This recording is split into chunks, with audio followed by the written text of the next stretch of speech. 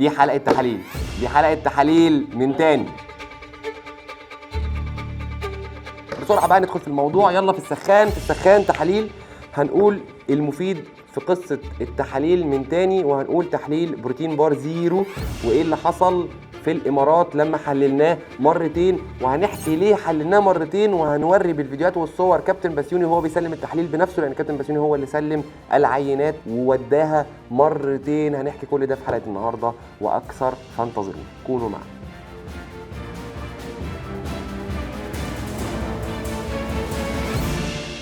سنة 2017 كانت سنة فاصلة في سوق المكملات المصرية، حيث كانت قبل سنة 2017 ما كانش في حاجة اسمها هيئة سلامة الغذاء ولا الدواء. ويحكى أن الحكاية دي معرفش مدى صحتها، إن كان في نوع جبنة تقريبا بيضة ولا مش عارف ايه، وكانت الجبنة دي بتتصدر لإحدى الدول العربية الشقيقة، والحكاية دي أنا ما عنديش أي مصادر عن صحتها، بس أنا سمعتها. أوكي، فاحنا بنحكي وقال لك إن الجبنة بدل ما كانت تبقى صافية من اللبن، اوكي، طلعت محطوط فيها زي نشا او فيلرز او حاجه ما، فما كانتش يعني جبنه من لبن صافي. فبعد ما الجبنه دي وصلت للدوله العربيه ما، الدوله دي حللتها واكتشفت القصه، وكانت ساعتها المشكله دي قائمه عن ايه؟ المصانع المصريه. الحكومه خدت قرار بان احنا ننشئ هيئه سلامه الغذاء والدواء، وان هي تبقى مسؤوله عن المراقبه على المصانع والمراقبة على التصدير بشكل أخص. وساعتها حصلت مشاكل كبيرة جدا في السوق المصرية، والكلام ده خلي بالك حصريات، وأي حد كان في سوق المكملات هيبقى عارفه. حصلت مشاكل كبيرة جدا لأن الناس ما كانتش عارفة تسجل منتجاتها فين. وزارة الصحة كانت بتقول لك لا مش احنا، ومش عارف هيئة ايه كانت بتقول لك لا مش احنا. كل الحاجات دي عملت هولد على انها تتابع او تسجل او تدي موافقة لأي حاجة في سوق المكملات. فسوق المكملات شبه حصل فيه كده ايه، عطل كده، او عمل له فريزنج، لان الناس حتى اللي كانت بتستورد مش بس اللي كانت بتصنع ما كانوش عارفين يسجلوا المنتجات اللي بيستوردوها. وكانت ساعتها في ايه، لخبطه كده في السوق المصريه للمكملات الغذائيه. وكل الكلام ده حصل سنه 2017، لحد اما الهيئه دي كانت ليها السلطه والقرار في ان هي تسجل اي منتج وتدي الموافقة على اي مصنع مكملات غذائية مصرية، تدي الموافقة ان المصنع ده يصنع. طب اقول لك مفاجأة، مفيش اي مصنع في بلدك واخد موافقة من هيئة سلامة الغذاء والدواء ان هو يصنع بروتين بارز. يعني ايه؟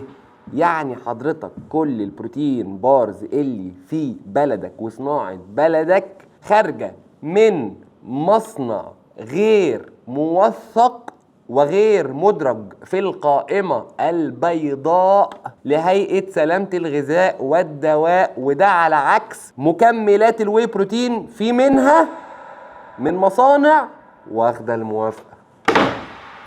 مش مصدقني؟ طب اقول لك على اللي فيه. اي مكمل او اي بروتين بار مصري بيبقى في ظهره تم التصنيع بواسطة مصنع الحكشة والمكشة والحيكي والميكي والفيل ده صديقي بمدينة العبور الصناعية الجديدة المنطقة العاشرة برج العرب، او بالمنطقة العاشرة الصناعية بالمش عارف كده اهو. اي بقى اي منطقة يا راجل، خلقها ربنا. افتح الموقع الاتي معايا بعد اذنك، بس هولد الفيديو بعد اذنك، اعمل بوز. وانت بتعمل بوز كده بعد اذنك اعمل لايك وشير وسبسكرايب واعمل بوز، وادخل على الموقع اللي ظاهر على الشاشه ده nfsa.gov.eg. ده موقع هيئة سلامة الغذاء والدواء، وهتدخل لحد ما توصل لللينك بتاع القائمة البيضاء لمصانع المكملات الغذائية. هيطلع لك قائمة مختومة ختم النسر اهي. نقول كمان شايفين القائمة الحلوة دي؟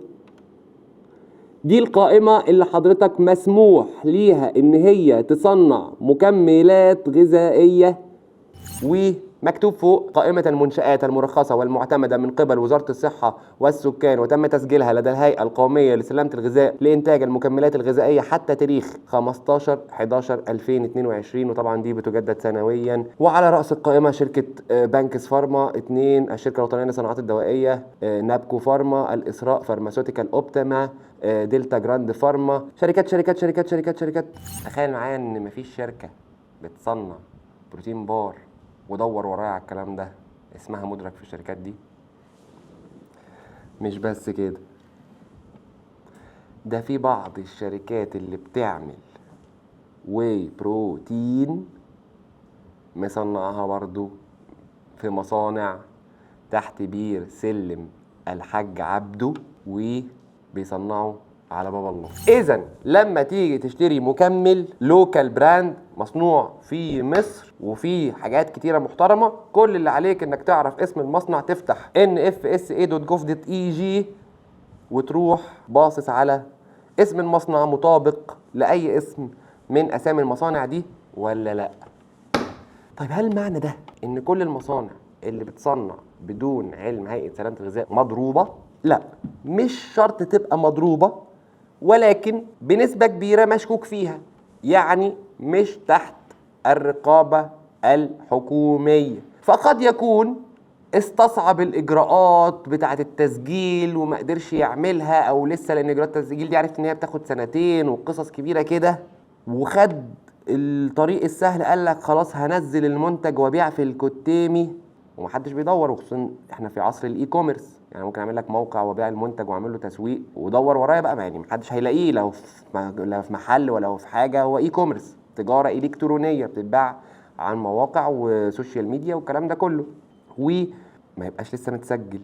ومعنى كده ان هو يبقى مضروب مش شرط، ممكن يبقى زي ما قلنا راجل ماشي بما يرضي الله، ولكن مستصعب اجراءات التسجيل، او ماشي فيها بس لسه ما خدش التسجيل، او ايا كان، وممكن يبقى حرام.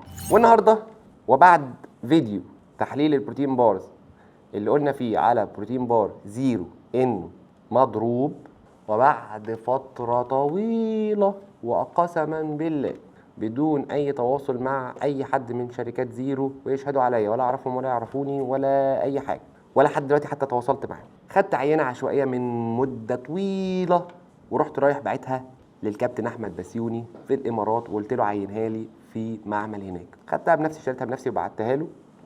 لا، اول عينه انا رحت له بيها كمان، فاديت له العينه وقلت له حلل وايه وريني النتيجه. حلل، وكنا مدين العينه بكرتونتها، فالعينه حللناها بروتين كارب فات، اللي هو التحليل الاولاني العادي اللي احنا حللنا نفس التحليل ده في الفيديو بتاع التحليل العادي جدا. العينه طلعت سليمه، بس انا شكيت فما طلعتش قلت. والعينه هتلاقي التاريخ، هحط العينه بقى باسمها بكل حاجه على الشاشه، هتلاقي تاريخ العينه قديم ومكتوب زيرو ومكتوب احمد بسيوني ومكتوب اسم المعمل في الامارات، اسم المعمل معروف يعني، هتلاقيه على جوجل وكل حاجه موثقه. بس انا قلت سيناريو بعيد، بس انت عارفين نظريه المؤامره، ومش هقدر اقول من لساني كلمه الا وانا واثق فيها 100% قسما بالله. ما حطيت ان ده دليل 100% الا لما عملت الخطوه اللي بعديها اللي هقولها لكم دلوقتي. قلت لربما يبقى الناس اللي في المعمل ده على تواصل بشركة زيرو، او تواصلوا معاهم قالوا لهم في حد بيحلل عينة من عندكم وظبطوا امورهم وبلغوهم بالحب يمشوا الامور. ساورني الشك ان وارد السيناريو ده يحصل، لانه وارد يحصل، مفيش حاجة بعيدة في الدنيا. رحت عامل الخطوة الانقح، لدرجة الناس اللي حواليا قالوا لي هو انت الراجل بتاع شركة زيرو ده يعني قاتل لك حد عامل لك حاجة، عامل لك مشكلة، عامل لك ازمة؟ قلت لا، بس انا مش هطلع اقول كلمة غير لما ابقى متاكد منها في المليون في الميه، لان انا كده ايه، لازم لما اجي اقول لا ده بقى تمام تبقى تمام، لا ده تمام يعني، عشان انا مصداقيتي ما تتهزش. فرحت واخد عينه تانية وبعتها للكابتن بسيوني، وقلت له يا كابتن بسيوني شيلها من كرتونتها خالص، حطها في كيس شفاف ووديها تتحلل امينو اسيد بروفايل، او تحليل لبروفايل الاحماض الامينيه اللي موجوده بالداخل. واللي مش فاهم يعني ايه ده، تعال افهمك ببساطه. تحليل الامينو اسيد بروفايل ادق من تحليل توتال البروتين. يعني ايه؟ فهمني. اقول لك، البروتين بينقسم لمجموعه من الاحماض الامينيه. حلو. في تحليل اجمالي البروتين، لو انا جيت حطيت لك حمض اميني واحد في المنتج اللي انت بتحلله، حطيت لك مثلا من امثال الاحماض الامينيه جلوتامين، اوكي، وحطيت لك جلوتامين كتير جلوتامين كتير جلوتامين كتير جوه المنتج، وانت جيت تحلله اجمالي البروتين وهو في حمض اميني واحد، يعني غير مكتمل الاحماض الامينيه، ما فيهوش اجمالي الاحماض الامينيه الكامله الموجوده في البروتين الكامل اللي الجسم بيحتاجها. لو جيت تحلل هيطلع لك انه في نسبه بروتين عادي جدا، وانا مش حاطط لك فيه نسبه بروتين عاديه، انا حاطط لك فيه ايه؟ جلوتامين. طب سيبك من المثال ده، انا ممكن احط لك بروتين من الصويا مثلا، بروتين نباتي، واقول لك ان ده فيه واي بروتين. فلما بناخد خطوه تحليل البروتين الخطوه الادق منها، والتحليل ده مش تقريبا مش موجود في مصر، بنحلل تحليل امينو اسيد بروفايل او تفريده الاحماض الامينيه الموجوده بداخل هذا المنتج، وبنشوف هل التفريده دي متوزعه على جميع الاحماض الامينيه اللي في البروتين ولا لا، بالاضافه الى ان انا خليته يشيله من الايه، من السلوفانه خالص، مديهوله كده ايه، بار شوكولاته واحده مرونه رايحه تتحلل. وكانت نتيجه التحليل اللي على الشاشه، التحليل سليم 100%. انا كنتش في الاول عارف اقرا التحليل ده وافهم منه شيء، ورحت بعت حتى على جروب دايت اند تشيت بتحبك، ده جروب التليجرام عامله للفولورز والعملاء، بديهم عليه نصايح مجانيه. لو حابب تجوين الجروب هسيب لك اللينك بتاعه في الديسكربشن تحت، اعمل له جوين هتلاقي عليه حاجات هتفيدك. فسالت الناس على جروب دايت اند تشيت بتحبك، قلت لهم يا جماعه انا مش عارف اقرا التحليل ده، لانه تفريده الاحماض الامينيه دي مش عارف هل مطابقه ولا لا ومش عارف ايه. فلقيت حد، اكتر من حد، مهندسين تغذيه، مهندسين اغذيه بقى ومش عارف ايه، وصناعات غذائيه وقصص كده كبيره، قالوا لي بعت لنا التحليل وقرأوه، والتحليل سليم 100%. شركه بروتين بار زيرو غير مدرجة في قائمة المصانع البيضاء لهيئة سلامة الغذاء، ولكن البروتين بار بتاعهم سليم 100%. زي ما قلنا الوحش قبل كده، قلنا الحلو دلوقتي، وقلناه تفصيليا. لعل في يوم من الايام صناعاتنا المصريه تبقى كلها مدرجه في هيئه سلامه الغذاء وكلهم ماشيين بما يرضي الله، ونتمنى دايما الصناعه المصريه من تقدم لتقدم ومن احسن لاحسن، ودايما في ظهر بلدنا وفي ظهر اللوكال براندز كلها، الصناعات المحليه في كافه انواعها، ونتمنى دايما ان هي تبقى في احسن حال ورقم واحد في كل شيء. علشان كده بندعم المنتج الكويس. والله ما خدت جنيه، والله والله والله اقسم بالله العظيم الذي لا اله الا هو، انا طالع اقول كده على زيرو. وانا حتى قلت حاجه برضو، قصه ان هم مش مدرجين ده انا مش بشكر فيهم توتال، يعني بقول الحق، التحليل طلع سليم. بس قسما بالله حلفان اتحاسب عليه، الفيديو ده هم لا يعلموا عنه اي شيء وبدون اي تنسيق. احنا ماشيين بما يرضي الله. ما تنساش تعمل 3 حاجات. اول حاجه تاخد بالك من صحتك، وتاخد بالك وتفهم ان دايما الاساس هو الاكل والتمرين، وان انت تعيش حياه صحيه.